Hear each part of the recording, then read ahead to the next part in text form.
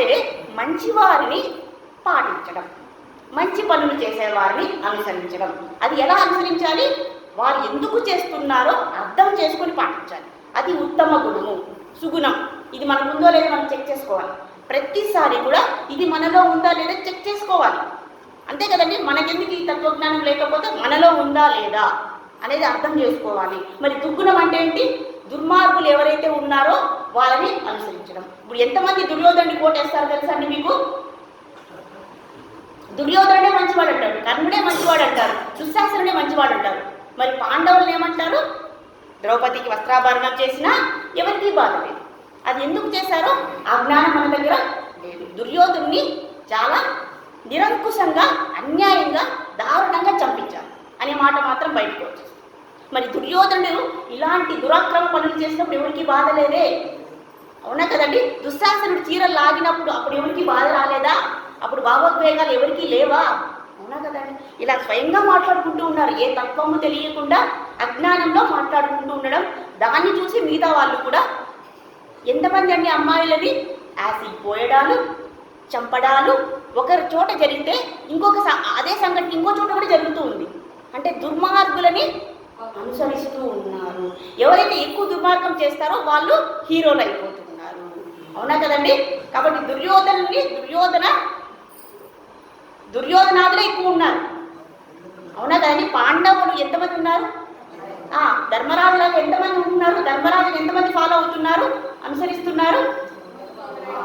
అవునా కదండి? అవునా కదండి? కాబట్టి అందుకోసమనే నా యొక్క హృదయాన్ని నేను బయట పెడుతున్నాను ఓ అర్జున. కనుక నేను మంచిగా చేసి అందరికీ ఆదర్శప్రాయంగా, అంటే కనీసం కొంతమందిలో అయినా మార్పు వస్తుంది. ఇది మనం సీరియస్గా తీసుకోవాలండి, సీరియస్గా తీసుకోవాలి. కాబట్టి ఇలా ధర్మ మార్గాన్ని ఎప్పుడైతే మనం అనుసరిస్తామో అప్పుడు మనకి ఎలా సన్మార్గంలో ప్రవేశార్హత కలుగుతుంది. గ్రంథాన్ని చదవాలి, అర్థం చేసుకోవాలి. అప్పుడు మనము ఉత్తమ స్థితిలోకి వెళ్తాము. చూడండి, పసిపిల్లలు ఉంటారు, ఎప్పుడూ కూడా వాళ్ళ అమ్మా నాన్న ఏం చేస్తారో అదే అనుసరిస్తూ ఉంటారు. అవునా కదండి? అలా ఆ స్వభావాన్ని అర్థం చేసుకొని భగవంతుడు ఇలా ప్రవర్తిస్తూ ఉన్నారు. కనుక అనువర్ధంతే. ఇక్కడ ఏం చెప్తున్నా? ఓ అర్జున, ఇది నాకే పరిమితం కాదు, నీకు కూడా ఓ అర్జున నీకు కూడా కీర్తి ఉంది. నువ్వు కిరీటి అంటారు, నిన్ను గుడాకేశ అంటారు, నువ్వు జ్ఞాని అంటారు, నువ్వు గొప్ప ధనుర్ధారి అంటారు ఈ లోకంలో, ఈ ప్రపంచంలో. కాబట్టి నిన్ను అనుసరించే వారు కూడా ఉన్నారు. నువ్వు తపస్వివి, నిన్ను కూడా అనుసరించేవారు ఉన్నారు. కాబట్టి నువ్వు కూడా ఉపదేశాలు చేసి నీవు ఉండవలసిన అవసరం లేదు. నువ్వు ఏదైతే అనుకుంటున్నావో దాన్ని ఆచరణలో పెట్టు. అంటే నీవు యుద్ధం చేయి అని ఇక్కడ చెప్తూ అన్నీ కూడా ప్రతి అంశము కూడా వివరణ కూడా మళ్ళీ దేనికి తోడవుతుంది? నువ్వు యుద్ధం చేయడానికి సిద్ధం అవ్వాలి. ఎలా అవ్వాలని గురువు చెప్తారు. అయ్యా నువ్వు యుద్ధం చేసేయి. మనలాంటి వాళ్ళని అడిగారు అనుకోండి, అర్జునుడు, అయ్యా నేను యుద్ధం చేయాలా వద్దా? ఏం చెప్తామండి మనము? అయ్యా యుద్ధం చేసేయి. ఎన్ని ఉపదేశాలు చెప్పాలి, ఎంతసేపు చెప్పాలి? దుర్ముహూర్తం వచ్చేస్తుంది, పద్యం వచ్చేస్తుంది, ఇంకెంతసేపు ఇది అని తోస్తాం అర్జునుడిని. తోస్తే అర్జునుడు చేస్తాడా? చేయడు. గాలి ఉందండి, మనల్ని తోస్తే ముందుకు పోతాం, మనమే ముందుకు పడిపోతామా? పడిపోం. కాబట్టి మనకంటూ మనమే చేయాలి కర్తవ్య నిర్వహణ వైపుగా మనల్ని ప్రేరేపించేటటువంటి భావన మనలో ఉండాలి. అందుకని భగవంతుడు ఇది మంచిది, ఇది చెడు అని చెప్పిస్తున్నారు. భగవంతుడు ఎప్పుడు కూడా మనల్ని బలవంతం పెట్టరు. ఇది మంచిదా, ఇది మంచిదా చెప్పిస్తారు. కాబట్టి మనం దానిని బట్టి మన యొక్క దిశానిర్దేశం అనేది భగవంతుడు చేస్తారు. కాబట్టి నీ కర్తవ్యాన్ని నీవు పరిపాలించు అని ఇక్కడ చెప్పేస్తూ ఉన్నారన్నమాట. మరి ఆ పై శ్లోకంలో ఉత్సీదే యురిమే లోక న కుర్యాం కర్మ చేదహం శంకరస్య చ కర్తస్యాం ఉపహన్యామి మా ప్రజాః. నేను అయితే భగవంతుడు చెప్తున్నారండి, నేను ఒకవేళ ఇలా ప్రవర్తించకపోతే, ఇలా అనుసరించకపోతే, ఉపదేశాలకే పరిమితం అయిపోతే అందరూ కూడా వాళ్ళ యొక్క ధర్మాలను పాటించడం మానేస్తారు. మరి అందరూ ధర్మాలను పాటించడం మానివేస్తే ఏమవుతుంది? లోకాలన్నీ కూడా బద్దలైపోతాయి. అవునా కదండి? హిరణ్యాక్ష హిరణ్యకశిపుల్లో వాళ్ళ యొక్క, అంటే సత్యయుగంలో ఏమైందండి? హిరణ్యాక్షులు ఏం చేశారు? ఏం చేశారు? అధర్మాలని ఎంత మేరకు అధర్మాలు ఉన్నాయో అన్నీ చేసేసారు. హిరణ్యకశిపుడు, హిరణ్యాక్షుడు భూమిని ఏం చేశారు? హిరణ్యాక్షుడు ఏం చేశాడు? భూమిని సముద్ర గర్భంలో చేయరాని దుష్కర్మలన్నీ కూడా చేసేసాడు. అప్పుడు ఎవరి బొమ్మన ఉండాలి? ఎవరు సఫర్ అవుతారు? ఎవరు ఇబ్బంది పడతారు? ఇలాంటి రాక్షసులందరూ ఉన్నారు. భూమిపైన ఎవరెవరు ఉన్నారండి? ఈ ప్రపంచంలో ఎవరెవరు ఉన్నారు? అది నేను చెప్పవలసిన అవసరం. దేవతలు ఉన్నారు, రాక్షసులు. దేవతలు పైకి కనిపిస్తున్నారా? ఈ కిరీటము ఇవన్నీ ఆభరణాలు ధరించి. మరి రాక్షసులు కనిపిస్తున్నారా? దేవతలన్నా కనిపిస్తారేమో వారి యొక్క వస్త్రధారణతో. మరి రాక్షసులు ఎలా కనిపిస్తున్నారు? పైకి చాలా మంచిగా ఉండి లోపల, ఇది మోడర్న్ యుగం కదండి, అలానే ఉంటారు. కాబట్టి నేను కానీ ఈ సత్కర్మాచరణ చేయకపోతే ఈ రాక్షసులు ఎవరైతే ఉన్నారో, హిరణ్యకశిపు, హిరణ్యాక్షులు, రావణ, కుంభకర్ణాదులు, అలాగే ఇంకా ఎవరెవరు ఉన్నారు? అప్పుడు లోకంలో ఎవరెవరు ఉన్నారు? కంసుడు ఉన్నారా? నరకాసురుడు ఉన్నారా? నరకాసురుడు ఏం చేశారండి? 16,000 మంది స్త్రీలని ఒక చోట బంధించేశారు. మరి ఆ అధర్మం జరిగితే ఎవరు వస్తారు? ధర్మమే అక్కడికి వచ్చి వారిని విడిపించి ఆయన దగ్గరికి తీసుకెళ్ళారు. అవునా కదండి? మరి అది కూడా ఎందుకు చేశారు? ఆ 16,000 మంది కూడా ఈ రాక్షసుడి దగ్గర కొంతకాలం ఉన్నారు కాబట్టి. ఇంకా ఆ ముందు ప్రాచీన కాలంలో ఇలా ఉండేదండి, సతయుగ మాటది. ఆడవారు అంటే ఇప్పుడు మీరు దీన్ని ఇదిగా తీసుకోకండి. ఆడవారు ఒక రాత్రి బయట గడిచినా కూడా మగవాళ్ళు స్వీకరించారు. దీన్నేమని ఇప్పుడు మీరు అమలు చేయకండి, ఈ యుగం వేరే కాబట్టి. అవునా కదండి? కాబట్టి అలాంటి సమయంలో వారు ప్రార్థిస్తే భగవంతుడు వారిని స్వీకరించారు. కాబట్టి ఇక్కడ కూడా తక్కువ తెలియకపోతే ఏమంటారు? భగవంతుడు 16,000 మందిని పరిణయమాడాడు. మరి నేను కూడా 16,000 మంది భార్యలు, 16,000 మంది నగరాలు, భవనాలు ఉన్నాయి. 16,000 కృష్ణులు ఒకేసారి భవనంలోనికి ప్రవేశించారు. మరి మనం ప్రవేశిస్తామా? అలా ప్రవేశిస్తామా? 16,000 మందిగా విడిపోతామండి. 2గా విడిపోండి చూద్దాము. మనము 2గా విడిపోదామా? మానసికంగా సాధ్యం కానీ బాహ్యంగా సాధ్యమా? 2గా విడిపోతే చాలండి. ఆ తర్వాత కృష్ణుడిని మనము తప్పులు పట్టవచ్చు. అవునా కదా? అదంతా అజ్ఞానం. అదంతా ఆ తత్వం తెలియకుండా మనము ఎవరిని నిందించరాదు. కనుక సంకరస్య కల్పస్యాం, కనుక నేను ఈ ఆచరణ చేయకపోతే నేనే ఈ ధర్మాన్ని సంకరం చేసిన వాడిని అవుతాను. అప్పుడు ఈ ధర్మం ఎందుకు? ఈ జీవులు ఎందుకు? ఈ సృష్టి ఎందుకు? ఈ ధర్మ ఫలితం ఎందుకు? చూడండి, భగవంతుడు సృష్టి చేసినప్పుడు జీవులను సృష్టించారు ఒకవైపు ప్రకృతిని సృష్టించారు. మరి ఈ జీవులకి ఈ ప్రకృతికి మధ్యలో ధర్మం అనే వ్యవస్థని, ధర్మం అనే వారధిని, ధర్మం అనే గోడని కట్టేశారు. అంటే మనకు కావలసిన వస్తువులన్నింటినీ పొందాలంటే ఎలా పొందాలి? ధర్మ మార్గంలో, సన్మార్గంలో, సత్కర్మలో మనం ఏం చేయాలి? ఆ వస్తువులని పొందాలి అనే నియమాన్ని భగవంతుడు పెట్టేశారు. ఇప్పుడు నాకు ఆహారం కావాలి, ఆహారాన్ని ఒకటి నేను దొంగలించవచ్చు, లేదా ఆహారాన్ని నేను కష్టపడి సంపాదించి ఆర్జించవచ్చు. మరి దొంగలిస్తే ఏమవుతుంది? పాపం అనేది వస్తుంది. మరి యమధర్మరాజు దానికి తగ్గటువంటి శిక్షలని అనుభవించవచ్చు. మరి మంచి దారిలో నేను ఆర్జన చేశాను అనుకోండి, నాకు పుణ్యం కలుగుతుంది. కాబట్టి ధర్మ నియమాన్ని ధర్మంగానే మనం వెళ్ళాలండి. ఆ ధర్మనిష్టను పెంపొందించడానికే ఈ తత్వజ్ఞానాన్ని మన మనసులోకి బలవంతంగా చెప్పిస్తున్నారు. అంటే అన్ని రకాలుగా చెప్పిస్తున్నారండి. భగవద్గీత ఎప్పుడు కూడా ఎలా ఉంటుందంటే, గురువు ఒక్కసారి శిష్యుని తీసుకున్నారనుకోండి, గురు శిష్యుల మధ్య సంబంధం ఏంటో ఇక్కడ చెప్పాలి. ఒక్క మాట, గురువు ఒక్కసారి శిష్యుని పరిగ్రహించిన తర్వాత ఆ శిష్యునిలో మొత్తం పరివర్తన వచ్చే వరకు ఆ గురువు యొక్క బాధ్యతే.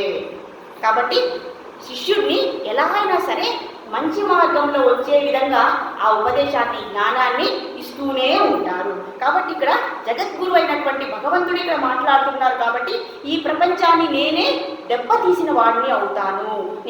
నేను సత్కర్మలు చేయకపోతే, నేనే ఆచరించి చూపించకపోతే ఈ రాక్షసులందరూ వచ్చి ఈ లోకాలని ముప్పతిప్పలు పెట్టి ఈ ధర్మాన్ని, ఈ ప్రపంచాన్ని నాశనం చేస్తారు. కాబట్టి నేను కిందికి దిగి రావాల్సి వస్తుంది. అందుకే చెప్పారు సాధువులను రక్షించడానికి. అంతే కదండి. ఎందుకు వస్తారండి భగవంతుడు?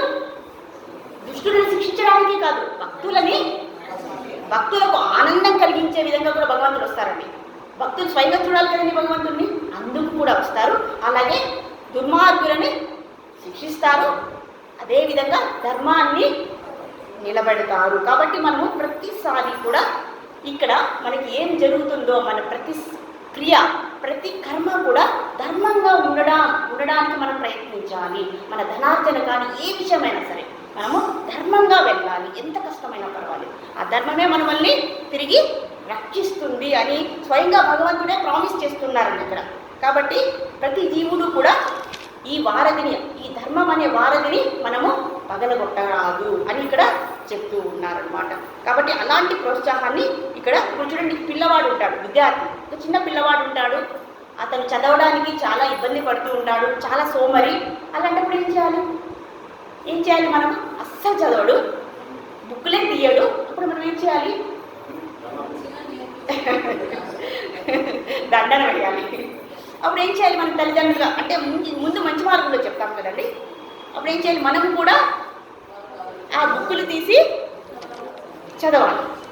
ఉపాధ్యాయులైనా తల్లిదండ్రులైనా చదువు వచ్చినా రాకపోయినా కూడా వాళ్ళ ముందు చదివే విధంగా మనం వ్యవహరించాలి. అప్పుడు అయ్యో ఇంట్లో అందరూ చదువుతున్నారు కాబట్టి నేను కూడా చదవాలి, అందరూ చదివి మంచి పేరు తెచ్చుకుంటే వారికి కూడా సత్ప్రేరణ ఉంటుంది అని ఇక్కడ చెప్తున్నారు. కాబట్టి భగవంతుడు ఈ రహస్యాన్ని మనకు చూపిస్తున్నారు. కాబట్టి ఇంకా ఏమనుకుంటామండి, కృష్ణ పరమాత్మ చాలా యుక్తులు చేశాడు, చాలా రాజకీయ చతుర్థం చేశాడు.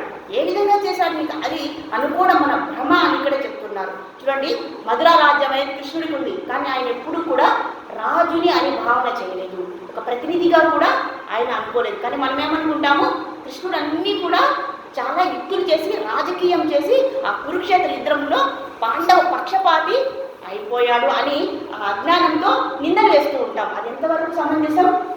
భగవంతుడినే మనము దూషించేటటువంటి ఆ దుస్థితికి వస్తున్నాం. కాబట్టి భగవంతుడిని కానీ, భగవంతుని భక్తులను కానీ, గురువులను కానీ, ఆచార్యుని కానీ, సామాన్య ప్రజలని కానీ మనము ఎవరిని దూషించకూడదు, నిందించకూడదు, అవమానించకూడదు, తక్కువ చేసి మాట్లాడకూడదు. అందుకే నాలుకని అన్ని జ్ఞానేంద్రియాల్లో నాలుకను నియంత్రించుకోవాలి, నోటిని నియంత్రించుకోవాలి. నోటిని ఎలా ఉపయోగించాలి? కత్తిలాగా అనమాట. నాలుకంటే కత్తితో కూరగాయలు తరగవచ్చు, కత్తితో మరి ఏం చేద్దాం? మన నాలుకని కత్తిని ఏం చేద్దాము? మంచి మాటలకే ఉపయోగించాలి. ఎవరి గురించి కూడా మనము ఈ కథ మనందరికీ తెలుసు. ఒకసారి ఒక మంచి రాజు ఉన్నారు. ఆయన ఆ రాజ్యంలో ఎవరైనా సరే బాటసారులు వస్తే ఒక సత్రాన్ని కట్టించి అక్కడ భోజన వసతి అన్నీ చేశారు. కాబట్టి బయట నుంచి వచ్చిన వారు చక్కగా భోజనం చేసి హాయిగా వెళ్ళేవారు. ఒకరోజు ఏమైంది, ఒక గద్ద పాముని తీసుకొని వెళ్తుంది పైకి. ఎప్పుడైతే గద్ద ఆ పాముని తీసుకెళ్తుందో ఆ పాము, వాటి మధ్య యుద్ధం జరుగుతుంది కదండి, ఎప్పుడైతే ఆ పాము గద్దని కరవపోయిందో గద్ద గట్టిగా పట్టుకునింది అనమాట. అప్పుడు ఆ పాము యొక్క నోటి నుంచి విషము పడిపోయింది. ఆ విషం దేంట్లో పడింది? ఈ ఆహారంలో పడింది. ఆ ఆహారాన్ని తిని ఒక బాటసారి మరణించాడు. మరి ఇప్పుడు రాజుని ఆ యమలోకం తీసుకెళ్ళినప్పుడు రాజుని శిక్షించాలా వద్దా? ఇది ఎవరి యొక్క అపరాధం? గద్దదా, పాముదా, రాజుదా, వడ్డించిన వాడుదా, తిన్నవాడుదా అని చిత్రగుప్తుడు యమధర్మరాజును అడిగాడట. మరి యమధర్మరాజుకి చాలా కష్టమైందండి. అవునా, ఈ ధర్మ సంశయం అనేది వచ్చేసింది. ధర్మ సూక్ష్మం మనకు తెలియాలి. ఇప్పుడు నాకు మూడు బాగాలేదు, రేపు ఉదయము చెప్తాంలే అన్నాడట. మరి కొంతకాలానికి ఈ భూలోకంలో ఇంకా కొంతమంది బాటసారులు వచ్చారట. వారికి ఆకలి వేసిందట. అయ్యా, ఇక్కడ గొప్ప మహారాజు ఉన్నారు, మంచి సత్రాన్ని కట్టించారు, మాకు ఆకలిగా ఉంది, ఆ అడ్రస్ చెప్తారా అని అడిగాడట ఒక ఆవిడన్నది, నేనైతే మీకు ఆ అడ్రస్ చెప్తాను, కానీ మీకు ఒక విషయం తెలియాలి. మీ టైం బాగుంటే మీరు చాలా అదృష్టవంతులు. ఆ రాజుకు ఒక అలవాటు ఉంది, ఎవరైనా బాటసార్లు వస్తే అన్నంలో విషం పెట్టి చంపేస్తాం. ఎందుకంటే ఇదివరలో ఇలా జరిగింది కాబట్టి నేను నాకు తెలిసింది చెప్పాను, ఇక మీ అని చెప్పేసిందట. ఇక టక్కున యమధర్మరాజు యాక్టివేట్ అయిపోయారు. ఇప్పుడు ఎవరికి ఆ శిక్షణ వేయదండి, ఎవరైతే ఇలా చెప్పారో ఆ మహిళని తీసుకొచ్చి నరకంలో ఎన్ని బాధలు ఉన్నాయో, ఎన్ని శిక్షలు ఉన్నాయో అన్నీ అని చెప్పారు. కాబట్టి మనం మాట్లాడేటప్పుడు ఎవరి గురించి కూడా తక్కువ చేసి మాట్లాడకూడదు, అవమానించకూడదు, నిందించకూడదు, తప్పులు పట్టకూడదు అని మనం జాగ్రత్తగా మేల్కొల్పాలని ఇక్కడ చెప్తున్నారు. మరి రాసక్రీడల గురించి వాళ్ళు చెప్తారండి. ఎందుకైనా భగవంతుడు ఇంతమంది గోపికలతో రాసక్రీడలు ఆడుతున్నాడు. మరి రాసక్రీడలు ఆడేటప్పుడు భగవంతుడి యొక్క వయసు ఎంత? గోపికల వయసు మనకు తెలుసు, భగవంతుడి యొక్క వయసు ఎంతండి? అప్పుడు ఇంకా బృందావనంలోనే ఉన్నారు. ఆయన మధురకు వచ్చిందే 11 సంవత్సరాల వయసులో. మరి అంతకన్నా ముందు ఆయన రాసక్రీడలు ఆడుతారా? ఆయన కన్నా పెద్దవాళ్ళతో ఎవరండి ఇలా భ్రమపడే వాళ్ళు? ఆయన తత్వం తెలియకుండా ఇలా నిందించవచ్చా పరమాత్మనే? అదే చెప్పేది. మరి జరాసంధుణ్ణి ఎందుకు చంపలేదు? జరాసంధుణ్ణి చంపలేక కృష్ణుడు పారిపోయాడు. ఇదొక అపోహ. ఎందుకంటే జరాసంధుని చంపలేకపోయాడా? ఈ సృష్టిని సృష్టించినటువంటి ఆ సృష్టికర్తకు ఇది వెన్నతో పెట్టినది. అవునా కదండి? ఇంగ్లీష్లో ఒక సామెత ఉంది, డక్ లైక్ వాటర్ అంట అనమాట. బాతుకి నీళ్ళలో ఉండడం కష్టమా, నీళ్ళలో ఈదడం కష్టమా ఒక బాతుకి? అది కదండి. అలాగే భగవంతుణ్ణి సృష్టించడము తెలుసు, నశింపచేయడము కూడా తెలుసు. కానీ మనం ఏమంటున్నాం, జరాసంధుని ఎందుకు చంపలేదు? ఎవరికైనా తెలుసు ఇక్కడ? మరి ఎందుకు అన్నిసార్లు పారిపోయాడు? ఎందుకు పారిపోయారు తెలుసా? జరాసంధుడు. ఇప్పుడు దుర్యోధను గురించి చెప్పుకున్నాం కదండి. దుర్యోధను తర్వాత ఎవరయ్యా అంటే జరాసంధుడు. ఎందుకంటే జరాసంధుడిని సపోర్ట్ చేస్తూ చాలా మంది రాజులు ఉన్నారు. వాళ్ళందరినీ బయటికి తప్పించాలి కదండి. ఒక్కొక్కసారి ఒక్కో రాజుని సంహరిస్తూ పోతున్నాడు. కాబట్టి అందరు రాజుల్ని సంహరించాలంటే ఒకేసారి కాదు కదండి. ఒకసారి ఓడిపోతే మళ్ళీ వెళ్ళి జరాసంధుడు మిగిలిన రాజులందరినీ పట్టుకొని వస్తాడు. అప్పుడు వాళ్ళని కూడా సంహరించవచ్చు. అందరినీ కూడా అధర్మాన్నంతా ఒక చోట పెట్టి 1, 2, 3 ఇంకా అయిపోయింది. కాబట్టి ఆ కురుక్షేత్రంలో ఏం చేశారు తెలుసా? అధర్మాన్నంతా ఒకవైపు పెట్టారు, ధర్మాన్నంతా ఒకవైపు పెట్టి ఒకే ఏట్లో అన్ని దెబ్బలు, అన్ని పిట్టలు, ఒకే ఏటి అన్ని పిట్టలు. అది నాకే చెప్పాలండి, ఏం జరిగిందో అందరికీ తెలుసు. కాబట్టి ఈ తత్వ జ్ఞానాన్ని మనం తెలుసుకోవాలి. కాబట్టి ఓ అర్జున అనగలది. కాబట్టి నేనే కాదు, నీవు కూడా సత్కర్మాచరణ చేసి ఆ ప్రేరణ కలిగించి, మాటలు చెప్పడం కాదండి, మాటలు కోటలు దాటిపోతాయి, అవునా కదండి. కానీ ఆచరణలో కాబట్టి ధర్మము అనేటువంటి విశిష్టతని మనము తెలుసుకోవాలి. ఒక రాజు ఉండేవాడట, చిన్న కథ చెప్పే వదిలేద్దాం. ఒక రాజు ఉండేవాడట. ఆ రాజు ఏం కథ? అది అయిపోయిందా టైము? సరే, ఇంకొకసారి చెప్పుకుందాం ఈ కథ. టైం వచ్చేసింది. కాబట్టి మనము ధర్మాన్ని మనము రక్షిస్తే ఆ ధర్మమే మనల్ని కాపాడుతుంది. కాబట్టి ఇక్కడ తెలిసినటువంటి జ్ఞానాన్ని మనము మన యొక్క నిత్య జీవితంలో ధర్మనిష్టతో సత్కర్మాచరణ చేయవలసిందిగా అర్జునుడికి, అలాగే మనందరినీ కూడా ఉద్దేశించి భగవంతుడు చెప్తున్నారు. హరే కృష్ణ హరే కృష్ణ, కృష్ణ కృష్ణ హరే హరే, హరే రామ రామ రామ హరే హరే. శ్రీల ప్రభుపాదికి జై, శ్రీమద్ భగవద్గీతకి Hare Krishna. Thank you so much. నేను రేపు కూడా వస్తాను, రోజు రావడానికే ప్రయత్నిస్తాను. మీరందరూ కూడా రావాల్సిందిగా మీ అందరినీ ప్రార్థిస్తున్నాను. Hare Krishna. Thank you so much.